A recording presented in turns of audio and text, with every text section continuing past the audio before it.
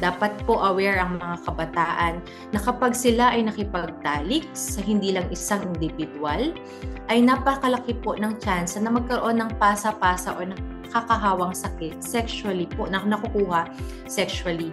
Hindi po nakakapagtaka ngayon na ang taas ng ating cases of child abuse or sexually transmitted infection or AIDS, particularly on the lower age group po ng adolescent natin, dahil nakita din po sa ating statistics na tumaas po ang teenage pregnancy between 13 to 15 years old. Ibig sabihin po, ang pagtaas ng teenage pregnancy po natin ay mas nakikita dun sa mas mababa po o mas mababang edad or mas bata po sila. And kung mas bata po sila, if they are less than 16 years old, that's considered rape already. With or without their consent, it's still considered as rape. And usually po, at this age, at 13 to 15 years old, nasaan sila?